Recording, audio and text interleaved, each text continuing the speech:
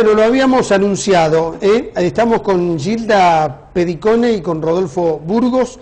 Los hemos convocado a ambos para que nos digan qué características debería tener un sistema electoral nuevo en Tucumán, un sistema de partidos, porque hacia esto vamos en la convocatoria del gobernador y el compromiso con el que tiene la provincia por delante, después de una experiencia con José Alperovi de 12 años que los resultados no son los que uno esperaba. Entonces... Sí, la verdad que Tucumán ha sido mirada por todo el país y por el mundo. Creo que nos quedamos cortos si pensamos solamente el país como un ejemplo de una elección muy disputada. Yo tengo la sensación de que ni el ganador ni el perdedor han quedado conformes, y tampoco la ciudadanía. O sea que hay que trabajar rápidamente sobre el tema, sobre la materia. Ahora, hay dos herramientas que me parece que hay que mirar muy de cerca, que son la ley orgánica de partidos políticos y la ley electoral. Ambas son materia legislativa. No está en la Constitución, yo creo que Rodolfo va a coincidir conmigo en esto, no está en la Constitución el problema. Digamos, la ley de acoples es una ley derivada de la Constitución, con una atribución que faculta hacerlo, pero se puede reglamentar de una manera mucho más sensata. Lo que estás diciendo es que no es necesario reformar la Constitución, porque cuando uno habla de reformar la Constitución, se mete en un mundo de mucho riesgo, que la ciudadanía ese riesgo no lo quiere correr más. Sí, la verdad es que las experiencias de reforma, o sea, a lo largo de la historia tucumana, la materia electoral ha sido el común denominador y razones de las reformas. Sí.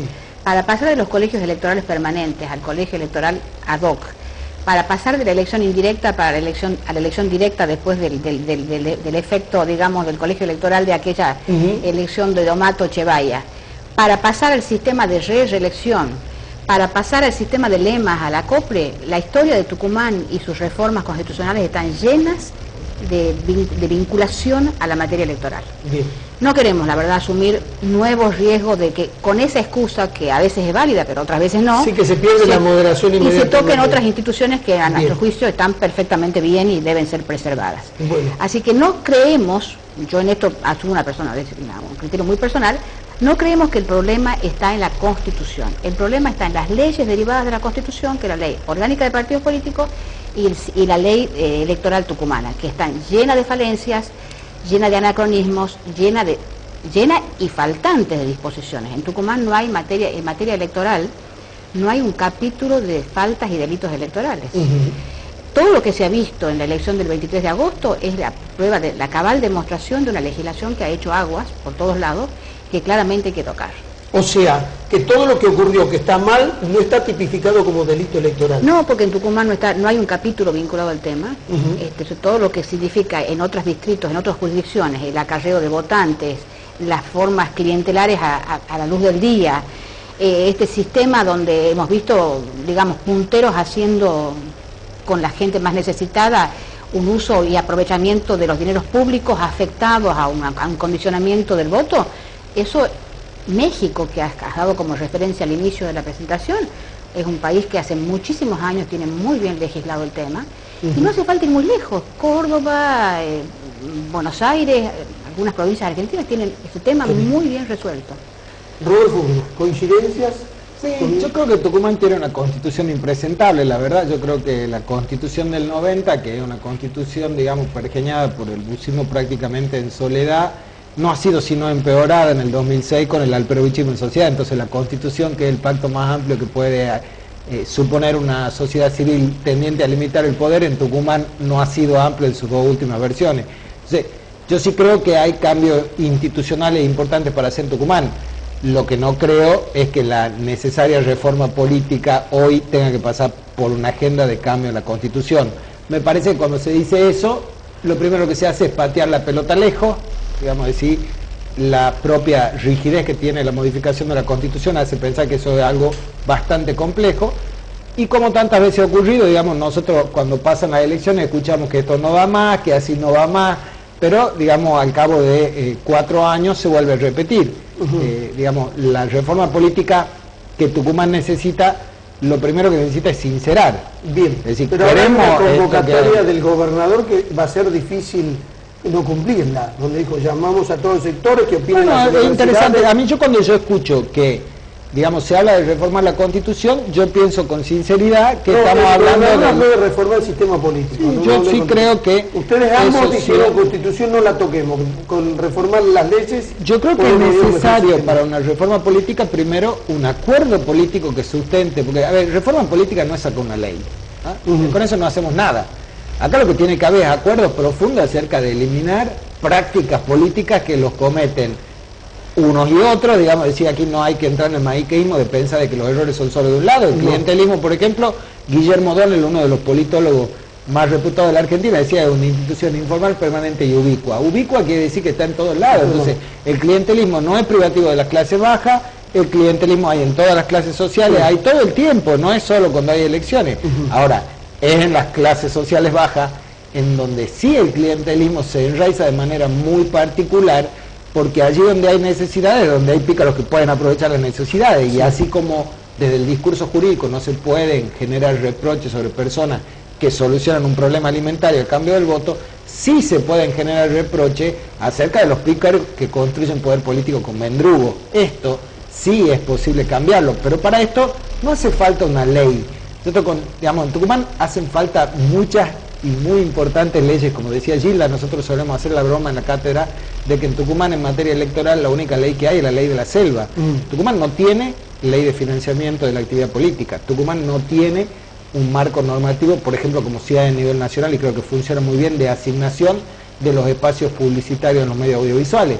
Tucumán no tiene con claridad un sistema de caducidad para sus partidos políticos, ya tiene 500 partidos políticos, y esta última legislatura, la que estuvo antes de las que acaba de asumir, eliminó la causal del rendimiento electoral como causal de la personería, de pérdida de la personería, llevando a que uno puede sacar hasta el 3% en 5 elecciones, es decir, en 20 años.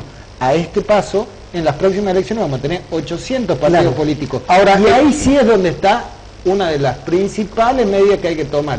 ¿Qué criterio objetivo vamos a tomar de reductor de la oferta electoral? Porque el acople en Tucumán es un sistema absolutamente inconstitucional, porque conspira contra la claridad que tiene que tener el elector cuando entra un cuarto oscuro. Eso que todo el mundo ve, digamos. Tocaste un tema que es sensible, que es el financiamiento de las campañas, porque a veces son tan costosas que hay partidos que no la pueden asumir, entonces se reduce la competencia.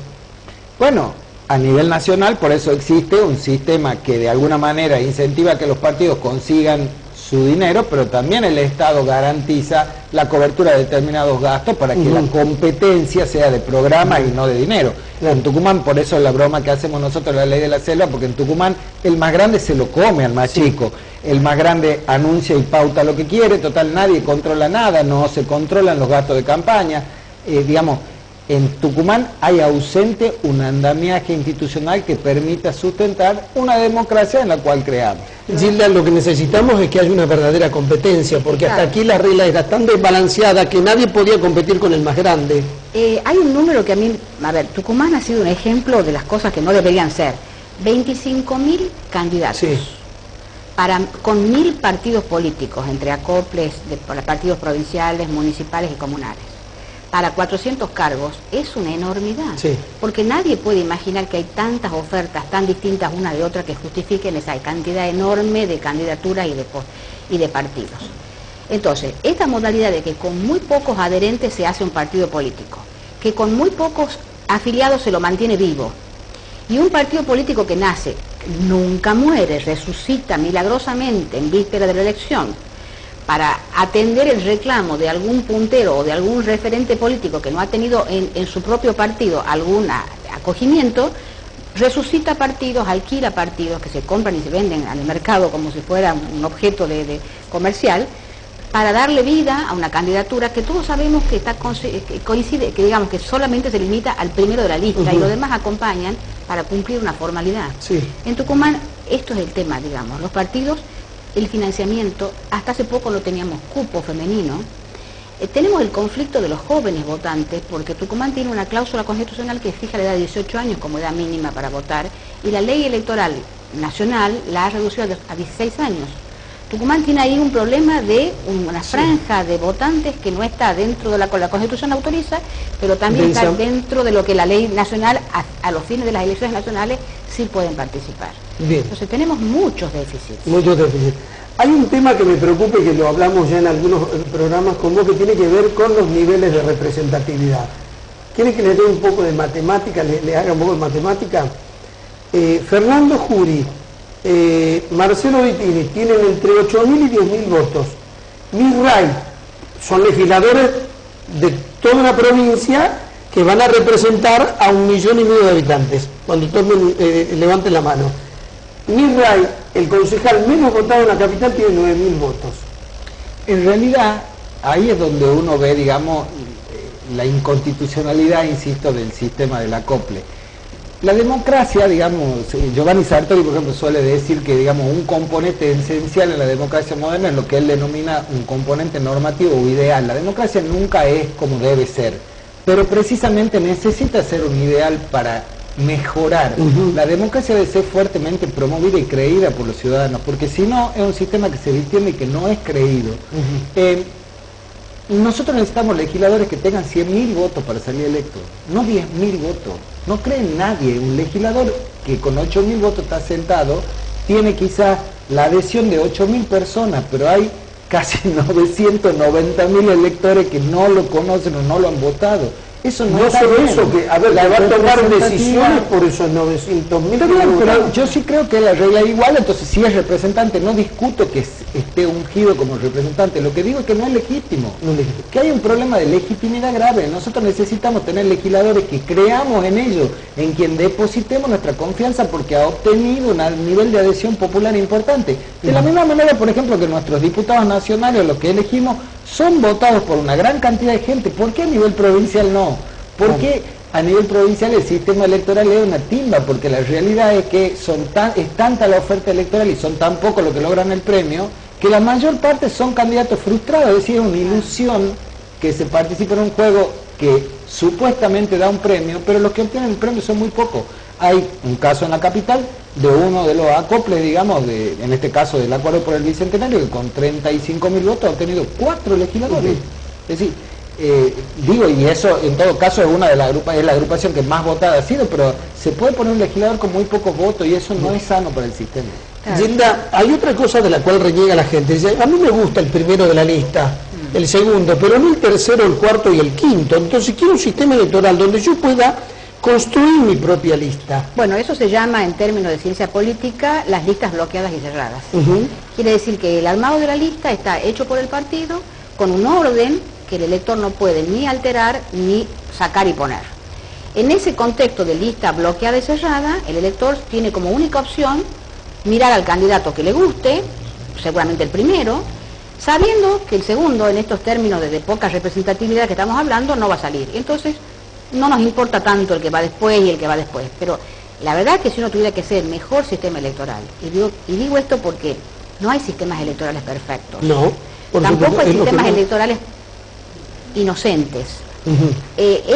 Yo celebro que el gobernador electo, ya en su cargo, esté pensando en hacer debate serio sobre el tema, porque es poco probable, y en la historia se ha quedado demostrado, que el que gana una elección con una regla electoral que lo ha favorecido sea el que esté dispuesto a cambiarla. Como los operadores del cambio son los propios legisladores, con esta escasa representatividad que han logrado sus cargos, les ha ido muy bien en esto que acaba de describir Rodolfo, de que con pocos votos se sientan en una banca. Es poco probable que si no hay una fuerte decisión política, este proceso no se concrete. Pero yo creo en los climas sociales, y hay un clima social que le está condicionando al gobernador a que haga lo que la sociedad le está pidiendo. A ver, cuando yo hablaba del PRI, el PRI en México tuvo que hacer cambios de reglas políticas para que puedan acceder a la competencia. Claro, presionado, bueno, también después de todo lo que hicieron. Siempre en la facultad ponemos el ejemplo de México, pero ahora tenemos un ejemplo más cercano como el de Córdoba. En 2007 Córdoba tuvo un conflicto parecido al de Tucumán, y Córdoba, con mucho sinceramiento, produjo una modificación electoral interesantísima. Tienen boleta única. Los presidentes de mesa son docentes escolares capacitados para ser presidentes de mesa. Miren, la autoridad electoral, que la primera persona con la que uno se encuentra es el presidente de la mesa, es una persona cuya responsabilidad es enorme. De lo que él diga que pasó en esa mesa, es a partir de lo cual empieza a haber resultados en la elección. Sí. Esas personas no pueden ser ni personas afiliadas a un partido político, ni interesadas en el resultado electoral, ni personas que no sepan nada. Es generoso el sistema electoral argentino que le permite a las personas que no saben leer y escribir votar, pero no debería ser tan lábil ni tan fácil ser presidente de mesa si uno está capacitado para hacerlo. Bien. Córdoba es un buen ejemplo. Sí, Rodolfo Burgos lo desarrollaste en el programa anterior a eso, ¿no? Todo lo que hizo Córdoba, porque además aquí, lo que uno se plantea es lo siguiente, aquí en nuestro sistema electoral, el partido político que no puede controlar con fiscales todas las mesas pierde. Bueno, por eso mismo lo de la boleta única es un gran avance, ¿no? La boleta única permite, la de Córdoba, ¿no? Que la BUS, como le llaman ellos, tiene una columna para votar boleta entera, o si no, para cambiar directamente de acuerdo a las categorías de voto, y ellos votan muchas cosas. Pero Córdoba tiene mucho más que eso, como Gilda señalaba bien. Tiene un código electoral provincial, cosa que en Tucumán no hay, tiene sancionadas a nivel contravencional las faltas electorales, tiene un nivel de descentralización de las elecciones, digamos, a nivel municipal, que es una cosa encantadora. En Córdoba ni todas las elecciones son iguales, sino que cada municipio en un marco de autonomía real define. Hay veces que se junta con las nacionales, hay veces que hay con las provinciales, y hay veces que solo hay elecciones municipales. No son simultáneas con la provincia. No son simultáneas. Córdoba tiene el Poder Judicial mucho más abocado a la cuestión electoral. Todos los funcionarios judiciales están obligados a trabajar el día de las elecciones, son los fiscales permanentes electorales en cada local escolar. Hay de secretario para abajo, todos los funcionarios judiciales tienen que trabajar en las elecciones. Y sobre todo, lo que yo creo que es el déficit más grande de Tucumán, hay un fuero electoral especializado. El modelo de junta electoral de Tucumán ha chocado las elecciones con la democracia. No es concebido a esta altura de la civilización jurídica pensar que puede haber un tribunal que dirima las tensiones propias del proceso agonal de la política sin jueces imparciales, digamos. Esta Junta Electoral de Tucumán no va más. Gilda, o sea que todavía guardás una cierta duda sobre lo que pueda llegar a pasar en Tucumán. Yo por naturaleza soy una persona optimista, creo, confío, los docentes de la universidad vinculados a la materia electoral, que ejercemos desde hace muchos años este tema, somos personas que nos hemos preparado para estas cuestiones. Bien. Si el ámbito político es apasionado y por ahí no es el ámbito ideal para la discusión, será el ámbito universitario, el ámbito académico, para el ámbito en el que se podrá discutir. Yo creo que hay que hacer la discusión, porque vuelvo a decir esto y a mucha gente que nos pregunta, ¿qué pasó en Tucumán? Yo sí tengo la sensación de que ni el gobernador que se resultó electo, ni el gobernador candidato perdedor han quedado conformes con este resultado. Tampoco el electorado. Entonces, yo creo que hay una demanda interesante, fuerte, y hay que hacerlo ahora, y hay que hacerlo con seriedad, y hay que hacerlo desapasionadamente. Y si el ámbito político es un ámbito no adecuado, habrá que buscar otras alternativas. Nosotros desde la cátedra enseñamos estos temas hace muchísimos años, y estos déficits que venimos anunciando son los déficits que hemos visto en su máxima expresión en esta última elección. A veces hay que tocar fondo para salir a flote, y nos parece que en ese lugar estamos hoy. Rodolfo Burgos, para terminar, todos los problemas que tiene Tucumán tienen solución. Ustedes los enseñan en las cátedras. No es que estamos en un punto ineluctable que no se puede cambiar. No, tenemos algunos problemas complicados. El número de partidos es un problema grave, digamos. ¿Cómo pensar? A mí me hace gracia que hablen de una reforma de la Constitución que con estas mismas reglas, con este mismo número de partidos, es difícil pensar que lo que son parte del problema vayan a ser parte de la solución. Yo sí creo que las crisis son oportunidades, y creo que Tucumán sí tiene una oportunidad inmejorable para mejorar sus instituciones. Así como estamos, vamos muy mal. Desde acá del programa vamos a abogar para que ustedes sean una de las voces fuertes en esta discusión, y que se abra el juego para que participen todos y Tucumán pueda ir a un sistema electoral, un sistema político que nos haga salir de la provincia y sentirnos orgullosos. Esto que decías que el mundo habló de Tucumán, hoy me contó una persona que estaba en Miami que le daba vergüenza ver el televisor, porque no solo por lo que se pasaba en Tucumán, sino por los comentarios que había en la mesa, como si fuéramos salvajes, y trajo diarios que me los va a hacer llegar para que lo mostremos, para que veamos cómo titulaban y qué catastrófico fue Tucumán como información en el mundo. Es vergonzante. A los alumnos les explicábamos últimamente en las clases, porque hemos tomado la materia mientras pasaba todo esto, así que es una vivencia casi directa de la experiencia. Tucumanizar una elección parecería ser un adjetivo que se ha instalado como una manera negativa de un proceso electoral. Sí. Nosotros queremos salir de esta tucumanización en términos negativos a una tucumanización en términos de mejora, de salir de este esquema y de ejemplo de que algo que fue malo terminó siendo bueno o puede llegar a ser bueno. Este es el desafío. Muchas gracias.